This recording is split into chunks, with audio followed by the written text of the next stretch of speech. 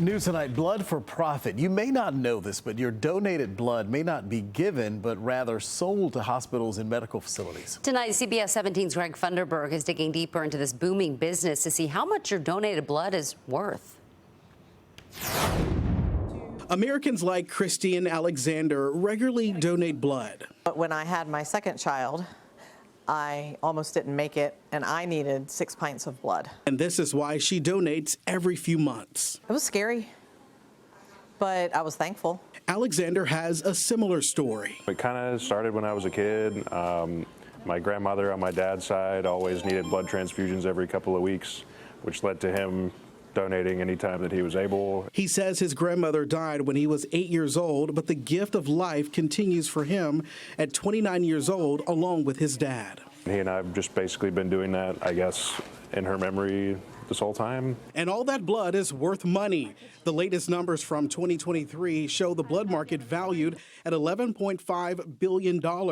The American Red Cross and the Blood Connection are just two of the major blood suppliers to local hospitals in the Triangle. Across our whole organization, we're aiming to get 1,000 donors per day. We bring in thousands of units of blood each month. They both say blood is something that has to be given. Blood can't be manufactured. We can't create it in a lab. It has to come from a human volunteer. Both organizations are nonprofit, but some others are for-profit. The Blood Connection and the American Red Cross say they have guidelines to follow. They both say they can't pay for blood donations, but only give away a T-shirt and in some cases a gift card for food. We support most of our local hospitals, Duke, UNC. We send a little to Wake Med. Dr. Nick Banderico is Duke University Hospital's medical director for blood transfusion services. He says the amount of blood on shelves depends on the hospital size and beds. He says Duke has 1,000 beds and is also a trauma center. We're looking at issuing anywhere from 100 to 200 units of blood a day. And that's why blood centers are constantly asking for donations. They never know what's going to walk through their door on a daily basis, but it's up to us as the community blood center to have that blood supply ready for them. Dr. Banderico says blood can sit on shelves for up to 6 weeks from when it's collected, and most of it is used within 3 weeks. He also says blood suppliers must work extra hard before and after storms like Helene. What's going to happen is the supply chain is going to have to fill in for those areas that aren't able to collect blood to meet the needs of those hospitals. It's the blood already on the shelves that people reach for in those times of crisis. So we like to send out a message before that. So you may be asking, how much do local hospitals pay for blood donated to the American Red Cross or the Blood Connection?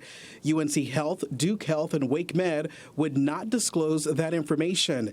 The American Red Cross says every organization we supply with blood products has their own personalized contracts and are all run through our national team. They went on to say the profit from blood products helps fund their disaster response.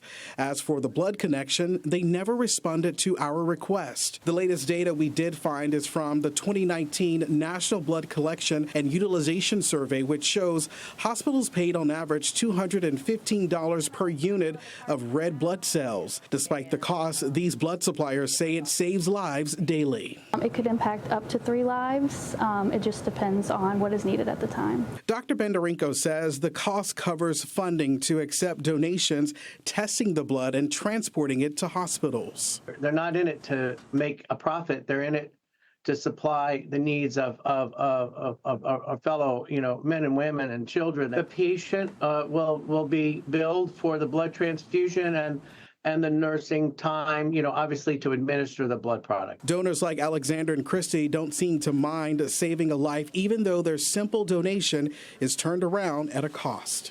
It just makes you feel good, like you're doing something to help people. You don't know who that's going to be, but it's always kind of in the back of your mind. I'm glad somebody did it for me, so I'm hopeful that all the times I've given blood, that I've saved somebody's life or multiple people's lives. We also want to be clear, the 3 major hospital systems here in the Triangle did confirm they get their blood supply mainly from either the American Red Cross, the Blood Connection, and other suppliers.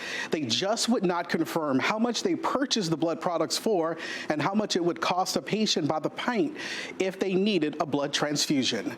I'm Greg Funderburg for CBS 17 News.